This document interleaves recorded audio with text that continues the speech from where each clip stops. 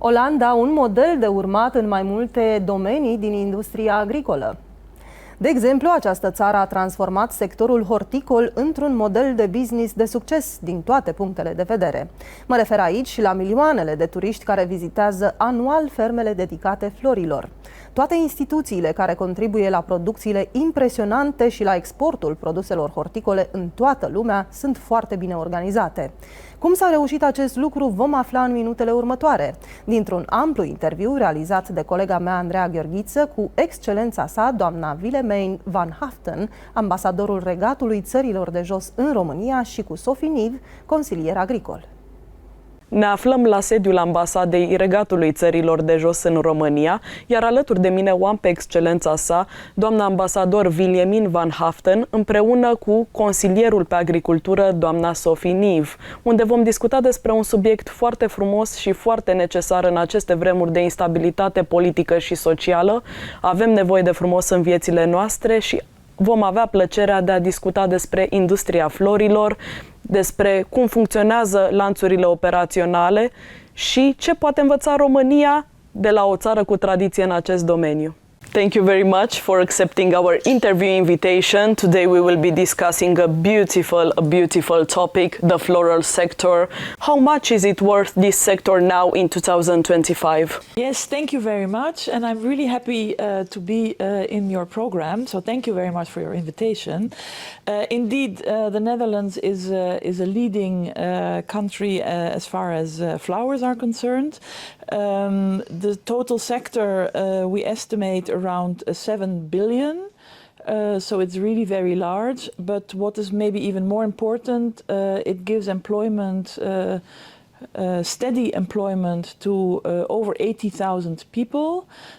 And in peak season, this number almost doubles because the sector, of course, also uses additional labor in certain times of the year.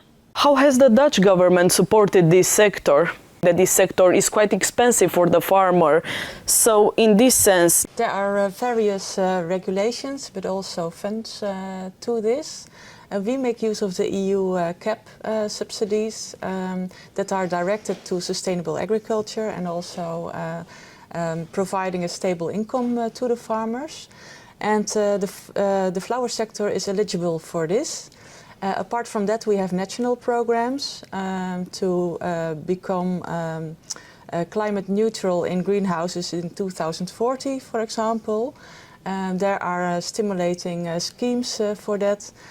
We also work on the closing of the cycle in the greenhouses, where we put instruments to. We have R&D funds, especially for the top sector, horticulture and planting material.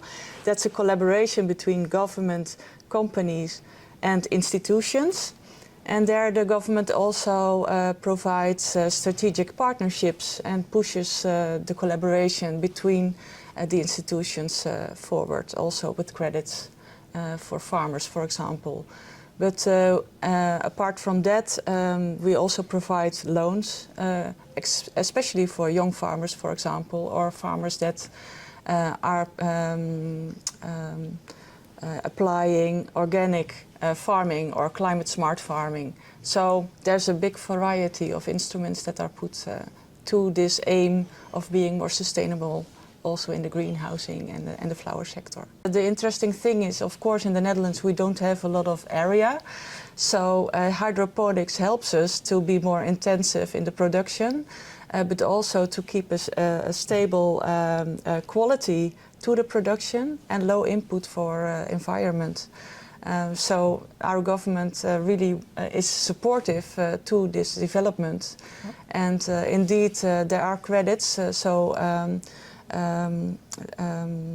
farmers and companies, they have easier access to finance from banks, and the government is in support of that, and guarantees between, of course, the agreements also that these loans will be provided. I think, if I may add, what is important in this respect is the predictability for the farmer. So the loan and the grant schemes that the Dutch government provides, but also that the European government provides, the more longer term they are, the more easy it becomes for the farmer to calculate how much investment does he or she need, how many years it will take for him or her to earn back the money. So I think for a market to be able to really grow and flourish, if I may use that word in this context, predictability in financial instruments is very important. And I guess maybe also to add, also to have to know your market and to have, for example, contracts with retailers, so you know that they will pay you in the end back on your investments. Yeah. That's very important, I think, to start from. And we assume that there are many campaigns promoting the flower sector as well. That's more part of the cooperatives or the businesses themselves in the Netherlands. So the marketing, that's up to the companies mostly. But of course, if we organize missions to countries abroad, we are here also as embassies to put our sector in the spotlight. So what is the relationship between the flower producers, the distributors, and last but not least, the florists? How is this operational chain functioning? Yeah, it's a very strong and tight chain that we have developed there. When you look at the growers, we have also small and big-sized growers, but especially the flower sector is located around the Greenport. That's a kind of hub and a marketplace where also the Royal Flora Holland is located. So that's around Aalsmeer and Westland, for example. And there's also the auction of this cooperative, and that's where the florist and I should say the flower producers, of course, in a cooperative leave their products. Then we have the distributors. That could be the auction, but it could also be the wholesalers. And they take care of the sorting and the packaging and the logistics. Then we have the exporters, and they take care of the fresh chain and the logistics as well towards other countries. And we are very well equipped as the Netherlands in this fresh and cold chain to keep the flowers in a good state, to provide them to the markets at the best status possible. And then, of course, in the end, you have the florists who are independent, and they can sell from the whole chain or at the auction itself. So that's the whole chain, how it looks like in the Netherlands. And it's very much tied to each other. As I was doing my research, I discovered that Amsterdam Schiphol Airport serves as a major logistic hub for the entire process.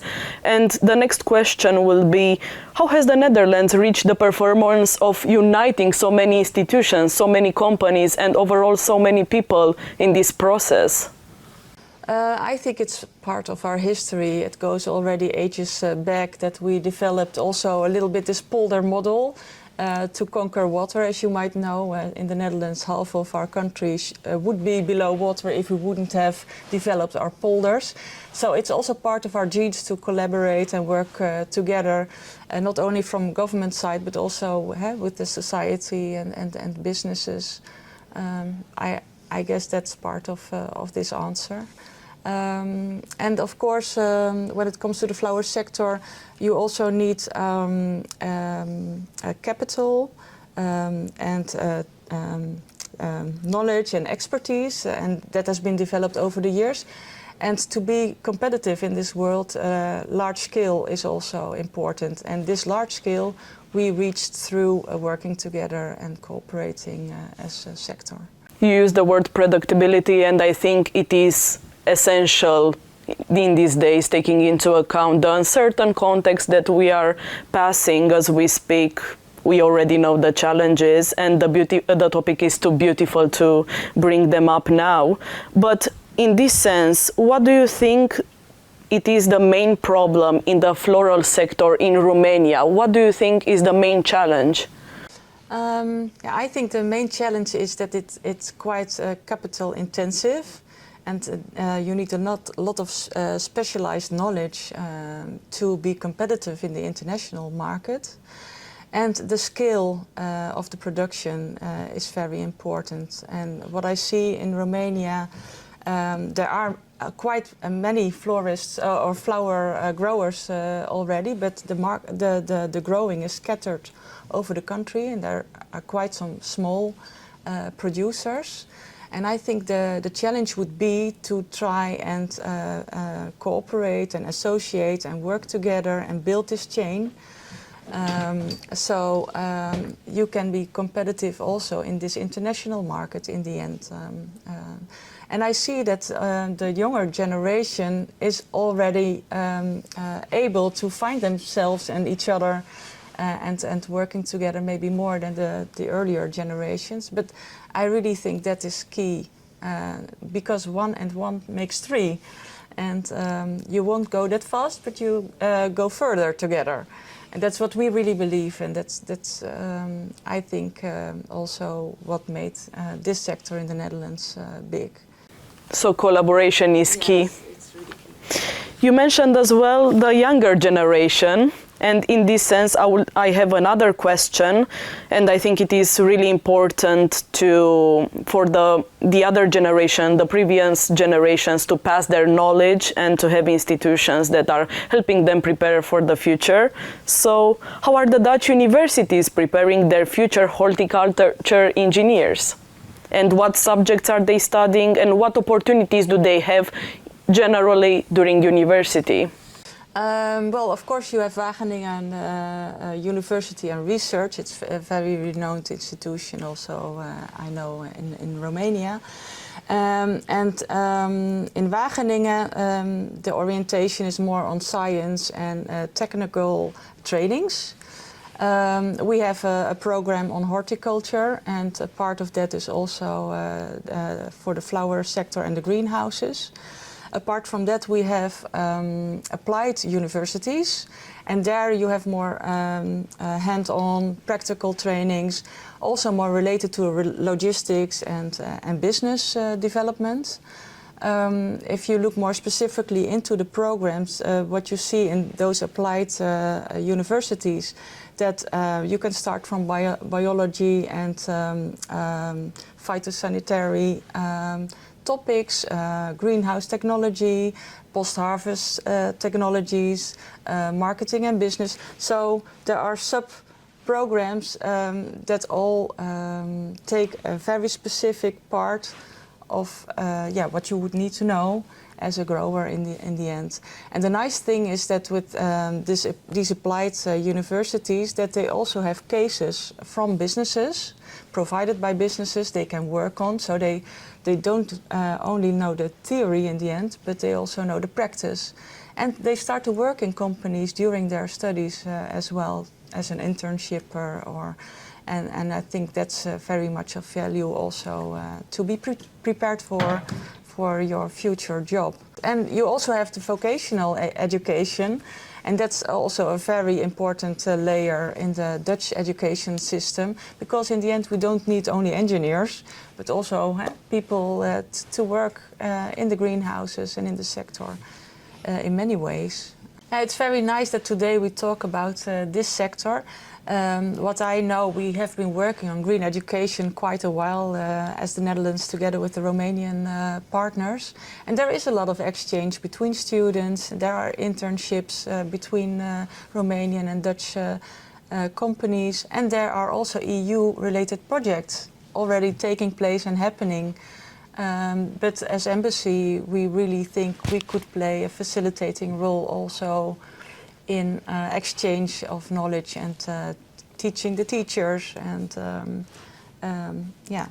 we are very, we see this need, and we think we could be of help there. According to an article published in 2015 by a national newspaper, the former ambassador of the Netherlands declared after a meeting with the mayor of Brașov that we are not interested in importing flowers from the Netherlands, but to produce them here with know-how, technology and Dutch seeds, then to bring them in the Netherlands and through our market to sell them anywhere in the world. The statement was given in the context of the possible Dutch investments in the former greenhouses from Codla and St. Petru. How could Romania and the Netherlands continue to partner in this sense? And is the Netherlands considering to take to the next level their investments in Romania in this sector? Well, there are a number of things that one could say about this. First of all, I think it is important that we as an embassy, we support the sector. So we support the sector who wants to make the connection between Romania and the Netherlands. Given the amount of flowers that Romania is currently importing, I would say there is a large opportunity for indeed flower growers in Romania to first of all to start producing to substitute these imports, because even before going all the way through the relatively complex process of exporting, which of course anybody can do, and if we can be of any kind of assistance there, we are very happy to help. But there is a huge opportunity already in the domestic market for flowers that can also benefit from Dutch knowledge and expertise. And that is already happening in terms of greenhouse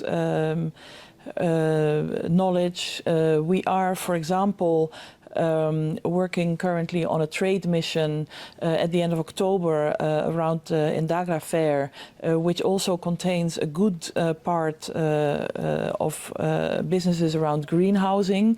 But there are other things as well. There is seed material, small plants. There are already growers in Romania that are using these opportunities, but I think there is a good possibility for many, many more to benefit from this knowledge. So you are recommending for the Romanian flower growers, first of all, to secure the need of the market in Romania and then to focus on the export? Yes, that would be my recommendation, because then in order to export flowers, you need a large amount of infrastructure also, such as Ms. Neve has just mentioned. You need cold storage, you need a very complex cold storage transportation chain, and all of these things you can diminish. And thereby you can also diminish your carbon footprint, so you can do it in a sustainable or in a more sustainable way if you focus first on what you can do in the local market. The Royal Flora Holland auction is the world's largest flower market, and this is the next question. What will be still the procedure for a foreign flower producer who wants to be involved in the flower auction? Yeah, this is possible both for wholesale and for growers directly. There are a number of steps to be taken. You have to register with the auction. You have to provide proof that your product is compliant with the standards that the auction is using. You have to have a reliable transportation chain. You have to register your company, and then off you go. You send your flowers there. Anybody who is interested in this process is very welcome to contact our embassy, to contact our agricultural department in the embassy for us to help them further in this process. What it is happening at the auction is spectacular indeed. It is like an entire universe of flowers, if I can say so, and it is beautiful that the Netherlands has maintained this tradition. And when we are talking about the country, it is impossible to not think about flowers. It is an industry, and I think we can learn as well. in this sense, how to promote the flower industry, which leads me to the next question. How has the Netherlands transformed its floral industry into a successful tourism model? Well, I think because flowers, as you say exactly, they carry beauty in themselves. So if you are a large producer, that in and by itself attracts attention. But there is also beautiful examples in Romania. I was for example, attending in Pitești the Symphony of Tulips, the Symphony La Lelelor. And there in the park you can also see an example of the beauty of flowers, and that also attracts a lot of tourists. There is another example of a flower grower in Dumbovica region who is making flower fields for people to come to pick their own flowers, to spend a pleasant afternoon, so to say, with family and friends in these beautiful surroundings. So there are a number of ways in which the beauty of flowers will start attracting people, and then you have a nucleus to further develop tourism initiatives on or other things. I would like to thank you on behalf of AgriTV for accepting our interview invitation, and we are going to see each other hopefully at Indagra. Oh, that's Very good. So. Let's hope so. Looking forward. Thank Yes, you. thank you very much.